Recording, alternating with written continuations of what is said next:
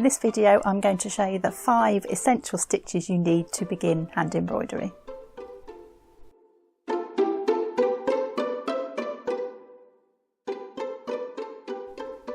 So these are the 5 stitches I've used to stitch the butterfly in part 1. If you haven't seen that yet, you can check that out up here, and that shows you all of the materials and equipment you need to begin hand embroidery. So the first stitch we're going to do is back stitch. Nice simple one to start with, really versatile stitch, comes into lots of different types of embroidery.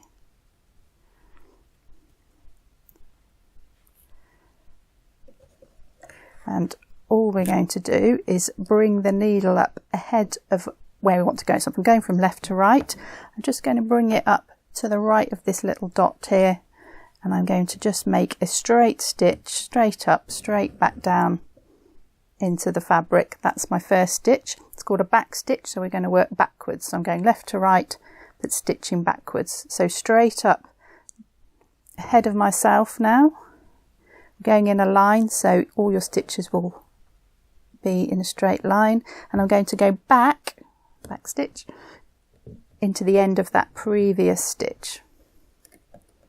Try and keep your stitches the same length. So ahead of myself so that I can go back into the end of that previous stitch. Nice easy one to get going with, just get into the rhythm.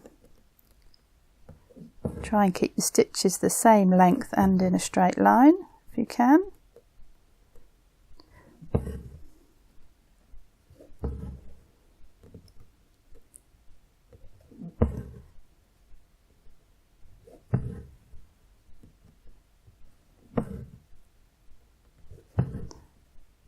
Do a few more.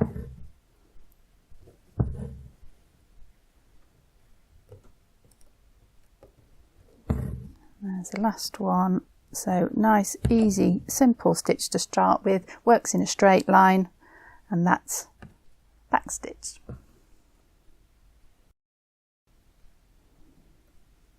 So the second stitch we'll look at is stem stitch. So it's another stitch that works in a straight line, but it's got a bit of an overlap to this one. So I'm going to work forwards this time. So I'm going to work in the direction that I'm going, and I'm going to take a small stitch like so. But before I pull it all the way through, I've just made myself a loop, and I'm going to come up right in the middle of those 2 points. So where I started and where I went down, the needle's coming back up in the middle. So my loop is coming down, my needle is going up. Pull that through on the back, pull the needle through on the front, and that stitch now overlaps. And we just do that again. So forward stitch, make a loop, loop is at the bottom. Now come back up between this point and this point here, so where I went in and out, and it actually now meets the end of the previous stitch. Pull it through on the back, pull the needle through on the front, and these stitches will overlap and give you kind of like a rope effect, so it's a bit more decorative than the back stitch. Goes around curves really nicely, this one. See, a sort of much prettier stitch. So stitch ahead, needle goes straight down, make a loop that stays at the bottom, needle comes up in between those 2 points, which is the end of the previous stitch, pull through on the back, pull through on the front.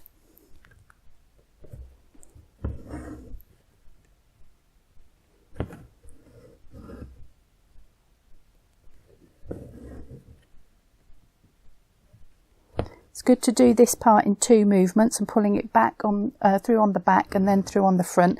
That wears the thread less, and you can get away with a longer piece of thread. So 2 movements, so pull it through on the back first, then pull it through on the front. I'll do a couple more. So loop goes towards me, so underneath. If you were working upwards, the loop would be to the right, but I think as long as you just remember, keep the loop to the same side each time.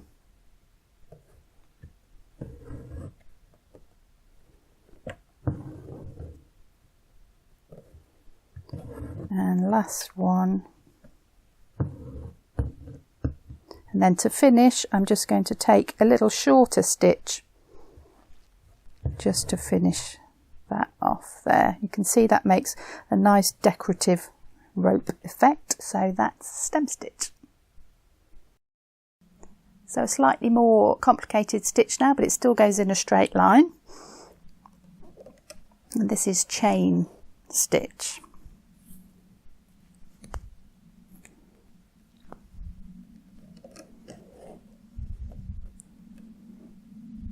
I'm going to work in the direction that I want to stitch my lines. I'm going to work from left to right for this one. There's my starting point, and what you actually do for this one is you go back down the same hole that you came out. Don't worry if it's not exactly the same hole, close enough will be fine. And this makes a loop. Now I'm going to do the loop to the right this time. Just open it up a little bit, bring my needle up inside the loop. Now I want to tension it in the direction that I'm going. This is quite important or you won't get your chain. So just pull through on the back, not too tightly because you'll lose the chain, and then pull the thread through on the front. There's my first stitch. Now each stitch is attached to the previous stitch.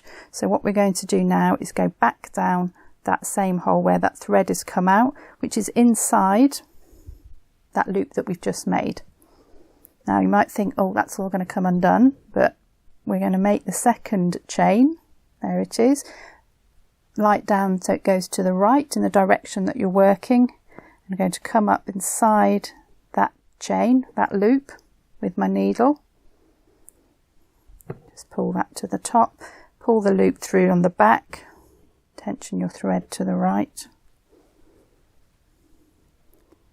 Not too tight so you don't lose the shape of the chain. So there's the second stitch, and we're just going to repeat that as we go along. So needle goes inside that loop where you came up with your last stitch, loop to the right, bring your needle up, try and make them the same distance apart. Pull it through on the back.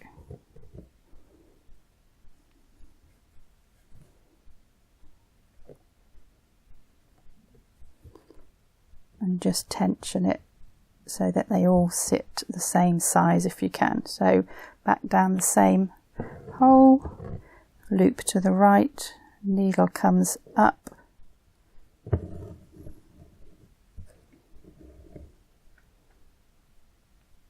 just tension gently. So you can see this one's a much more decorative stitch, starting to get a bit more fancy now with our stitches.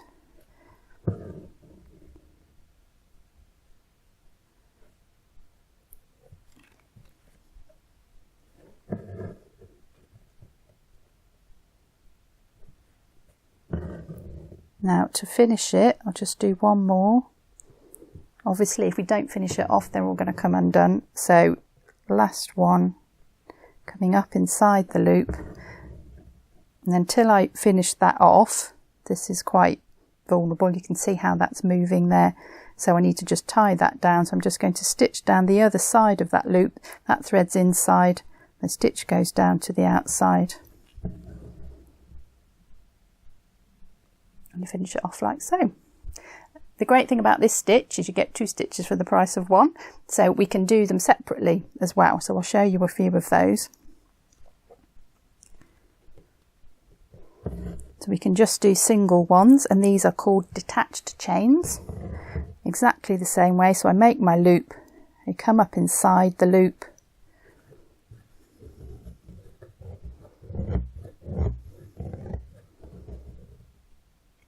and instead of forming the next stitch by coming inside, I'm going to actually finish that one off. So I've just done 1 stitch, so the thread is inside the loop. I'm just going to take the needle down on the outside of the loop,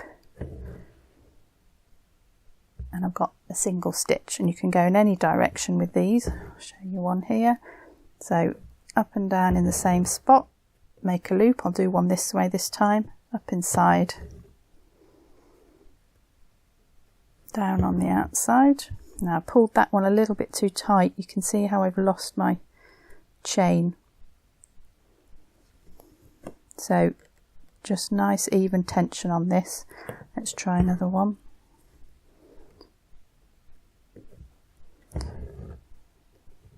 Let's go that way with this one. Nice and gentle. You've got that nice loop chain. You can join them up if you like and make a little flower shape.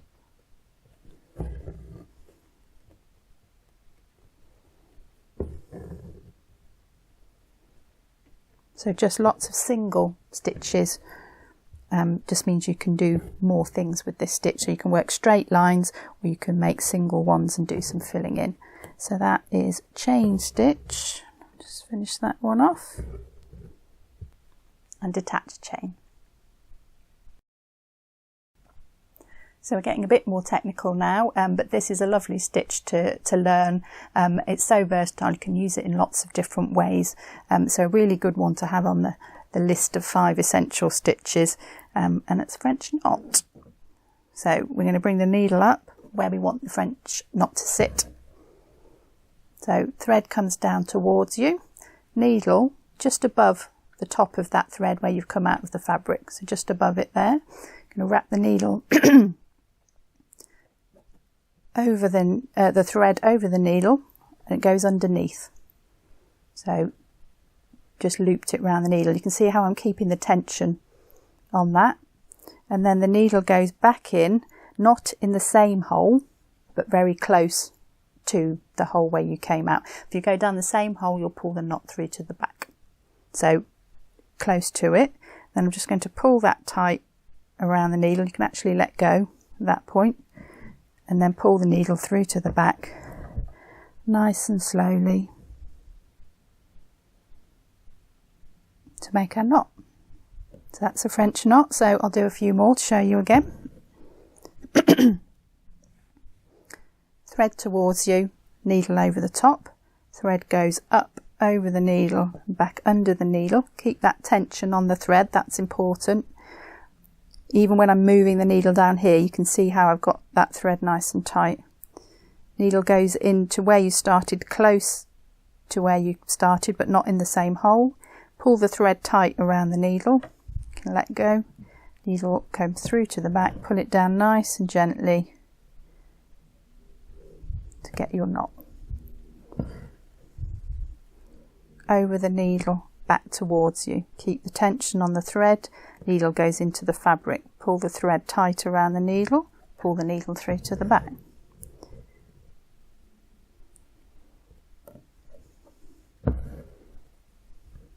Over and back. Needle in. Pull the thread tight. Pull the needle through to the back. And you can just make little groups of these. You can do a line of them. It's all about the tension on this one. You want these to be nice and even, these knots. Over and back. Keep the tension on the thread. Pull it tight around the needle. That's the key to not getting loopy French knots. You can bunch them together and you can fill in areas with them. You can do them really close to each other and get solid filling with it, or you can space them out and do little kind of dot effects with it. You can do them in a straight line, you can edge things with them. Really useful stitch to have in your skill set, because this can be used for so many different things, and you can see actually how quick you can get when you get going. So thread towards me, needle away, over and back, needle goes in, pull the thread tight, take the needle through to the back. Now this is another great stitch that's got a second sister stitch, if you like, which is worth showing you now because it's dead easy, and this is called Pistil stitch. So all we do now is a knot the same as we did before, so over and back, and instead of going in next to where I came out, I'm just going to move that position, and where I take the needle down is where the knot will be. So again, I'm going to pull that thread tight around the needle, pull it through, and then you'll see the knot appear at the end of that little stem, and you just get like a little stem with a knot on the end.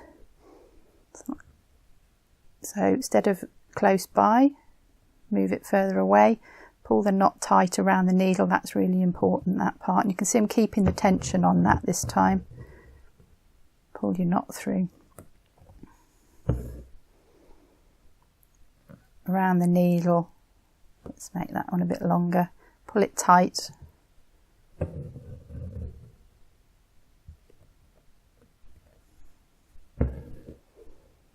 And they look like the middle of flowers. That was really nice use for these. So it's just a French knot with a longer stem on it. So we've got French knots and pistil stitches. Okay, last one. Really nice pretty stitch to finish with. So this is Eyelet stitch. And this one, you can count this stitch as in counting across the thread, so they're all equal, but I quite like random ones, so I'm going to show you how to do random ones. So we're just going to work our way around in a circle, and we're going to go down into the middle each time. So nice easy stitch, this one, good for filling in areas quite quickly. I always like those stitches. So just a straight stitch to start with, and we're going to work round in a circle, and I'm going to pull this quite tight so that it opens up the hole in the middle, because we're going to go down this hole each time. So same hole that you went down with your first stitch. Work round in a circle, down into the hole. You could make these different lengths, you can do some closer than others. Have a little bit of fun with this one. Make that one a bit longer. You need to work round in a circle, because otherwise you won't be able to go down into the centre and you won't get the right tension. I can't leap over to the bottom now and put one in here, because it will move all the stitches. So do make sure you work round. Doesn't matter if you go clockwise or anti-clockwise, just go the same way round, down into the middle. Let's do a nice long one.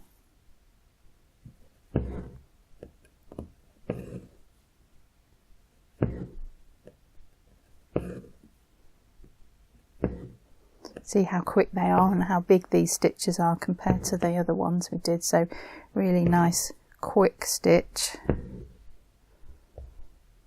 and that's an eyelet stitch. So let's do one more. You can overlap them if you like. So there's my first one. Let's go the other way now, just for fun.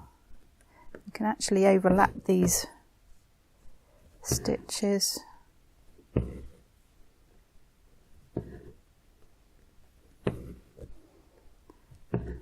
Make them tiny, you can make them massive, make whatever size you like. If we do little short stitches, you can see how small you can get with it.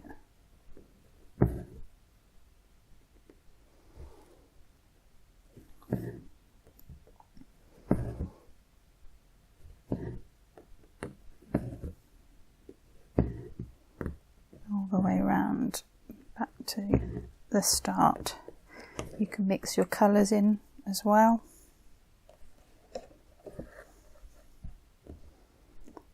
Let's come right in here.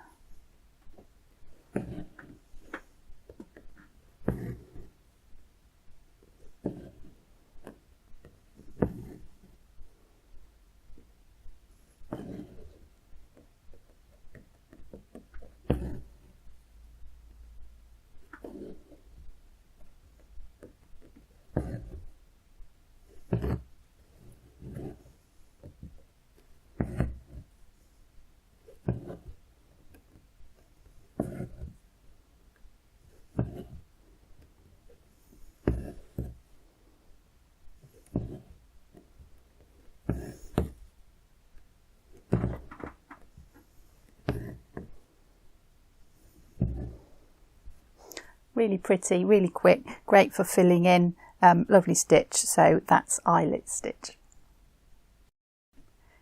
If you'd like to know more about these stitches, we've got more videos on them, and I'll put a link below in the description to each one and you can see those in more details. These are my 5 favourite stitches, but if you've got other ones, do let me know. And if you have a go at these, let me know how you get on. You can write some comments below and it'd be lovely to see what you're doing and to see how you get on with them. And don't forget to check out part 3, where I show you how to put these stitches into a finished design.